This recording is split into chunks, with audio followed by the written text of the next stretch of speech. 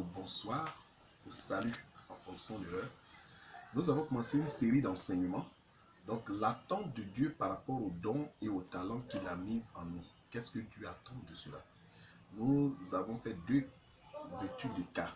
Le premier cas qui était la parabole des mines, donc des 10 mines qui ont été données, chacun a reçu une mine.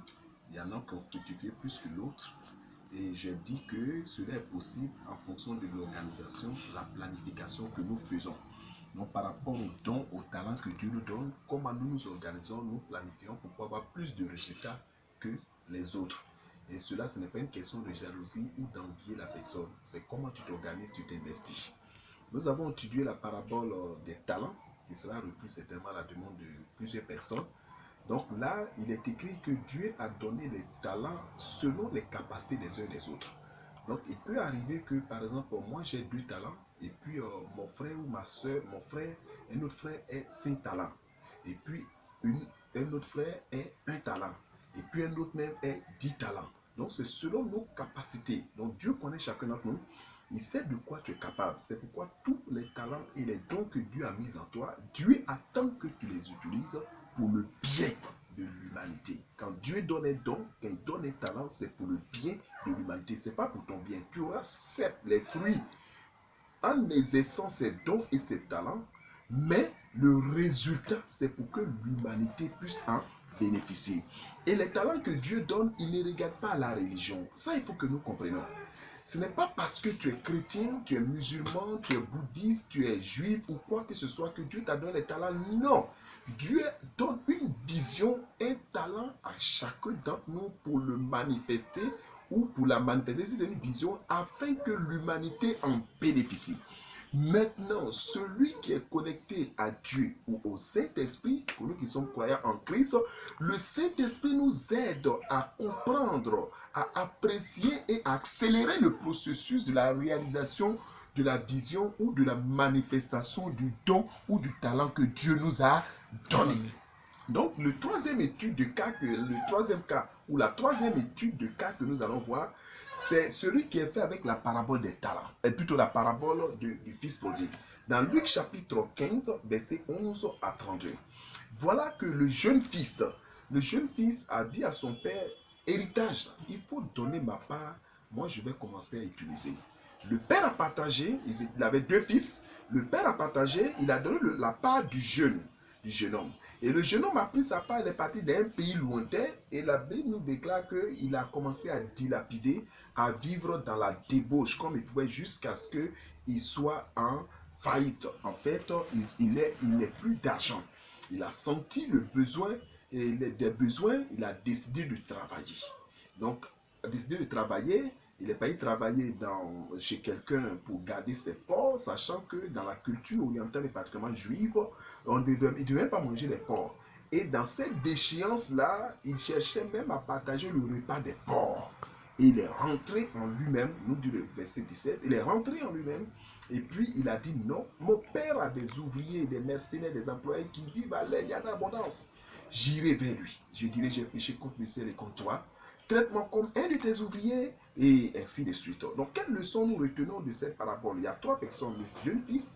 Donc, le jeune fils ici, il est pour les croyants, c'est quelqu'un qui est pécheur, donc qui se répand.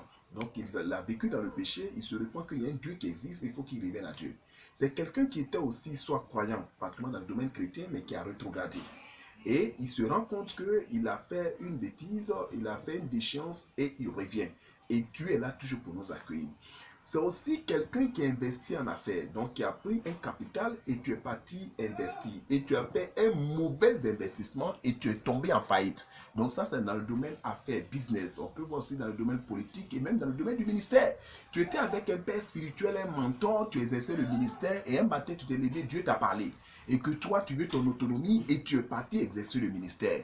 Et en exerçant le ministère là-bas, tu te rends compte que tu avais d'abord la gloire parce que quand il était dans les maquis, dans les boîtes de nuit, il dilapidait, il vivait même dans la débauche, c'était la réjouissance, l'émotion qui se faisait.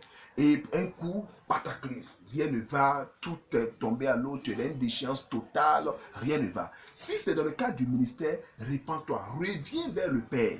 reviens dans la maison, dans la communauté, dans le ministère dans lequel tu te trouvais.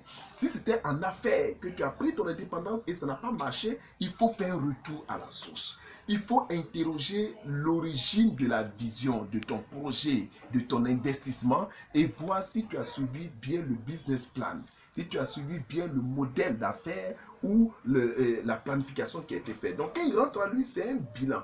Donc, à un moment de notre vie, il est important de faire le bilan. Que ce soit dans le foyer, dans le mariage, dans l'entreprise, dans le ministère, dans les affaires, en politique, l'engagement politique, il faut faire un bilan de ta vie par rapport à la vision et au projet que Dieu t'a donné. Et quand tu finis, il faut prendre des décisions. Donc, lui, il a pris une décision. Souvent, nous faisons des bilans, nous faisons des constats de l'échec ou de quoi que ce soit, et puis on s'assoit. Mais c'est là le problème. L'échec n'est pas une fatalité. L'échec n'est pas une fin en soi. Il faut que nous comprenions. Aujourd'hui, les grands leaders que nous apprécions dans le domaine musical, dans le domaine ecclésiastique, religieux, spirituel, dans le monde des affaires, etc., ce sont des personnes qui ont traversé des moments difficiles, un moment de leur vie. Ce sont des personnes qui ont failli, ce sont des personnes qui ont échoué, même en entreprise, même à l'école. Il y a des exemples, même dans la Bible, dans les livres saints, etc. On prend l'exemple, par exemple, de Bill Gates qui n'a pas eu sa licence, mais aujourd'hui qui a inventé Microsoft. Et Microsoft, et aujourd'hui, il fait partie des hommes les plus riches de la planète, et puis l'emploi des ingénieurs, etc. On prend le cas, par exemple, de Jack Ma, qui a échoué dans son concours pour entrer à la police, pour travailler au KFC, pour être pris à Harvard, etc. Mais il va dans tel endroit, ça ne va pas. Il est souvent le seul qu'on ne prend pas. Mais il a eu une idée de faire de la vente en ligne. Alibaba, le propriétaire d'Alibaba. Aujourd'hui, il fait partie des plus riches du monde. Et il est même parti être conférencier à Harvard qu'il avait refusé à l'époque. Donc, lorsque tu suis un cheminement, surtout si tu crois que tu as prié et que ça ne va pas, tu postules dans tel point, ça ne va pas, Dieu veut que peut-être tu sois ton propre chef d'entreprise. Dieu veut que Dieu a un chemin pour toi, il a une voie pour toi. Il faut juste entendre, écouter la voix de Dieu et obéir à la voix de Dieu comme Abraham a eu à le faire à l'époque, comme David a eu à le faire, comme des personnes avant nous ont eu à le faire. Il y a des exemples qu'on sort pour toi. L'échec est le début du succès. L'échec, lorsque tu demeures dedans, le problème de Dieu, c'est lorsque tu demeures dedans, en fait, lorsque tu t'assois et que tu ne te relèves pas, c'est qu'on dit aucune tentation ne vous est survenue qui soit au-delà de votre force, ne soit humaine et qui soit au-delà de votre force. C'est dans 1 Corinthiens, chapitre 10, verset 13, que nous le dit. Mais même si c'est venu et que tu es tombé, il t'en donne les moyens d'en sortir. Donc, toute situation, toute épreuve, toute difficulté, que ce soit la prison, que ce soit l'exil, que ce soit la faillite, que ce soit l'humiliation, quoi que ce soit qui t'arrive, l'échec d'une certaine manière, quand Dieu permet cela, c'est que tu es capable de supporter et d'en tirer les leçons. Le problème de Dieu avec toi, c'est que lorsque tu as traversé ces situations, tu baisses les bras, tu demeures dedans, tu t'assois, tu ne fais plus rien et tu te lamentes, tu pleures sur ton sort. Il faut juste tirer les leçons pour avancer. Donc l'échec, c'est une manière de voir autrement. C'est comment procéder autrement pour obtenir le résultat et le succès. Mais ce n'est pas la fin, c'est le début du succès et de la réussite. Il y a maintenant le Père, la troisième personnalité. Le Père, c'est le symbole du Père en tant que tel, mais c'est le symbole du divin. Le divin qui est prêt à pardonner, le divin qui est prêt à te réorienter, qui est prêt à te restaurer. C'est quoi? Il lui donne une nouvelle tunique, une nouvelle chaussure, il l'habille, il lui donne le sceau, etc. Donc, peu importe la situation que tu as vécue, peu importe le chemin que tu as emprunté, peu importe le péché dans lequel tu as failli te vautrer, quand tu reviens vers Dieu, il est prêt à t'accueillir. Il est prêt à t'accorder une nouvelle chance. Il est prêt à t'accorder une restauration, une nouvelle position. C'est de même pour ceux qui sont leaders spirituels. Lorsque vous avez un fils récalcitrant qui vous a vraiment fait du mal ou qui vous a quitté, qui est parti, et qu'il revient, donnez-lui le courage de pouvoir se repentir et de reprendre. Faites comme ce père qui a eu à le faire. Ne soyez pas celui qui le boude, qui le brame, qui le brime. Et ça fait que des gens ont peur de revenir, même en politique. Il a quitté la maison, il revient dans le parti. Il faut l'accueillir, il faut l'aider. En business, en entreprise, c'est la même chose. Tu as parti investi, tu as fait de l'échec, tu es revenu à la source. Parce que venir chez le père, c'est revenir à la source, au projet initial, à l'objectif initial que vous avez fixé. Lorsque tu reviens à cette source-là, à t'abreuver à cela, tu verras que tu pourras rebondir. Aidons ces personnes à aller de l'avant. Aller de l'avant. Donc un mentor, un coach, un père spirituel ou quoi que ce soit, un leader, c'est cela le comportement que tu dois avoir. Maintenant, il y a la dernière personnalité, le grand frère du fils prodigue. Voilà quelqu'un qui se plaint de parce que son père a reçu son fils ou son petit frère qui était perdu et qui est arrivé. Et il dit, mais j'ai travaillé pour toi tout le temps. Tu m'as jamais donné un chevreau ou quoi que ce soit pour fêter avec mes amis. Il venait même derrière du champ, du travail. Et ton fils qui peut dilapider ton héritage, c'est à lui que tu donnes. Voilà le prototype de certaines personnes. Et comme si on prend le milieu chrétien, voilà le prototype de certains chrétiens. Le fils aîné ne savait même pas que l'héritage, la part qui restait était pour lui. Il ne savait même pas qu'il travaillait pour lui-même. Il pensait qu'il travaillait pour le père. Et donc, ça fait qu'il ne se donnait même pas les moments de réjouissance, de joie, de repos en tant que tel. Et pour lui, il fallait une permission spéciale. Il fallait un accord spécial, il fallait une demande spéciale pour qu'il puisse pas un chevron pour célébrer. Voilà le problème. La Bible déclare dans Galates chapitre 4, verset 1 à 7, il dit aussi longtemps que le fils, l'héritier, demeure un enfant. Ce sont les administrateurs, les tuteurs qui ont géré jusqu'à ce qu'il se rende compte qu'il devient fils et qu'il porte ses attributs et il commence à travailler comme Esther a eu à le faire.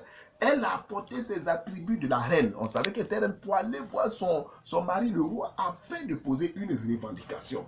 Donc, nous avons cette opportunité. Nous sommes des chrétiens ou des personnes, on a déjà des droits, on a déjà des acquis, mais nous ne voulons pas l'utiliser. Ce que nous devons comprendre, aujourd'hui, on ne doit pas prier pour dire Seigneur, guéris-moi, guéris-moi. Non, il a déjà fait il y a 2000 ans de cela. Et il y a plein de versets qui le disent donne-moi les finances, donne-moi les finances. Il a déjà accompli. C'est plutôt prier pour qu'on ait l'âme, pour que notre entendement s'ouvre, notre compréhension s'ouvre, afin de nous accorder avec l'alliance et pouvoir exécuter la promesse que Dieu a mis en nous, nous accaparer de cela. Je prends un exemple simple. Parce que j'étais en procès en matière sociale et voilà que j'ai gagné un appel. Tu as gagné un appel, il y a plusieurs qui sont dans le cas, mais il faut la grosse pour pouvoir faire payer ce que les gens doivent te payer comme indemnité. Mais aussi longtemps que je m'assois chez moi et puis je suis là, et que j'ai eu des millions que l'entreprise devait me payer, puis je suis là, je ne fais rien, mais je suis riche sur papier, en gris, si on peut le dire, mais je suis pauvre en réalité parce que l'argent n'est pas dans ma main. Il faut juste que j'exerce mon droit, que je parte au tribunal et que je demande la grosse. Je paye ce qu'il faut pour la grosse, je récupère la grosse, je vois un huissier qui s'envoie à l'entreprise et l'entreprise me paye ce qu'il me doit, les indemnités, les dommages et intérêts et que je puisse maintenant utiliser ça. C'est là le problème de certains chrétiens. Pour eux, il faut s'asseoir, il faut jeûner, prier, il faut ribababa, il faut paresser, il faut faire chauffer, se lamenter, il faut pleurer. Mais c'est ton droit, utilise ton droit. Lève-toi, personne ne fera ta place. Dieu a tout mis en nous. Dieu nous a tout accordé.